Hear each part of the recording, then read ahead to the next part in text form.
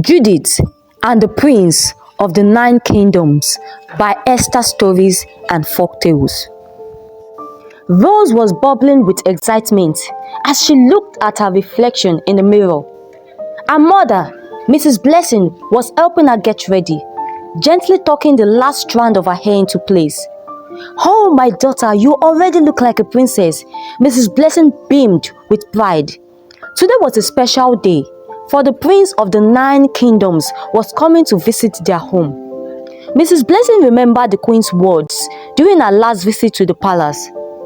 "My son will marry one of your daughters," the Queen had said, making Mrs. Blessing's heart swell with joy. Rose twirled in front of the mirror, clutching her purse. "I already feel like a princess, mother. I know the prince will choose me." Mrs. Blessing grinned and said, "Of course, my daughter. You are the most beautiful maiden in the kingdom." She paused, looking at Rose sternly. "But remember, don't be rude to the servants, especially Judith. Try to stay calm," Mrs. Blessing warned her daughter. Rose huffed, rolling her eyes. "Don't worry, mother. I'll behave, especially in front of the prince. But I won't let Judith, that silly cousin of mine, get on my nerves." Judith was Rose's cousin, and she lived with them since her parents passed away. Though Judith was once the daughter of a wealthy family, Mrs. Blessing treated her like a servant, making her do all the difficult chores. But Mrs. Elliot, an older maid who had served Judith's family for years, was kind to her and often tried to encourage her. The day before the prince's visit, Mrs. Elliot pulled Judith aside and handed her a wrapped package. "Here, Judith," she said with a warm smile. Judith looked at the package in surprise. "What's this, Mrs. Elliot?" "It's a beautiful dress for you to wear tomorrow. You should have a chance to meet the prince too. You deserve to be at the table, just like Rose, your cousin." Judith sighed, "But Mrs. Blessing won't let me. Besides, all my clothes are torn and dirty." Judith said to Mrs. Elliot. Mrs. Elliot's smile widened. "That's why I bought you this dress. Tomorrow you will look as beautiful as any princess." The next day, the prince arrived with his entourage. Drums were playing and everyone cheered as the prince entered the house. Mrs. Blessing and Rose hurried to greet him, thrilled to have the prince's attention. Meanwhile, Mrs. Elliot was busy braiding Judith's hair and helping her into the beautiful gown.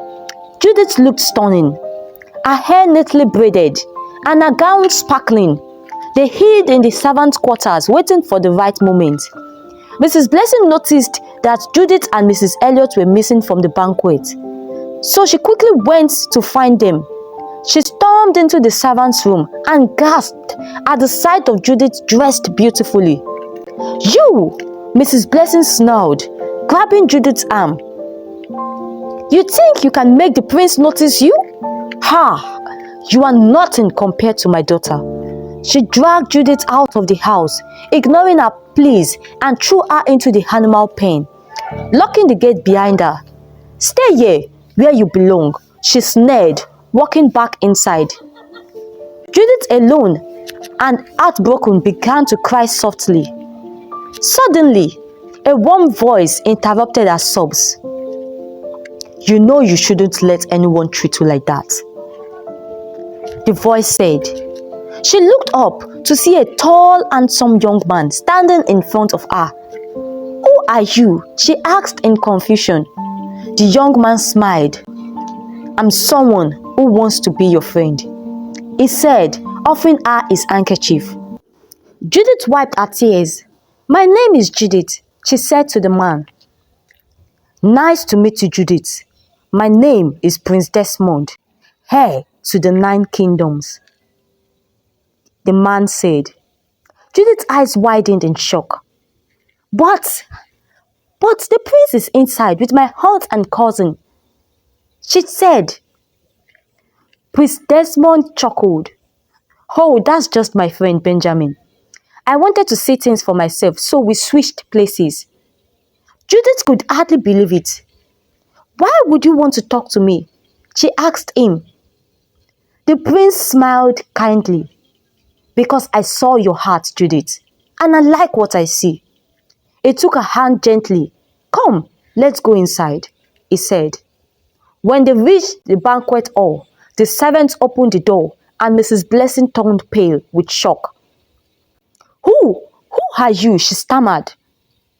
Prince Desmond's voice rang out firmly. I am Prince Desmond, and I believe this young lady beside me deserves my attention. Mrs. Blessing's jaw dropped, and she turned to Benjamin, who nodded and confirmed.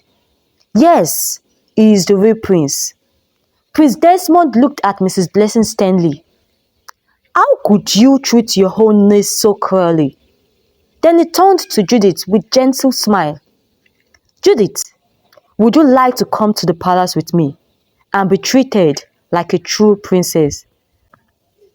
Judith's face lit up as she nodded, her heart full of joy and gratitude. She thanked Mrs. Elliot, who had believed in her from the start. And so, Judith left with the prince, while Mrs. Blessing and Rose hung their heads in shame as the crowd cheered for Judith, the true princess of the day. The end. Thanks for watching, and do not forget to like, share, subscribe, comment, and hit the notification button for more interesting stories like this at Esther Stories Folktales. Thank you.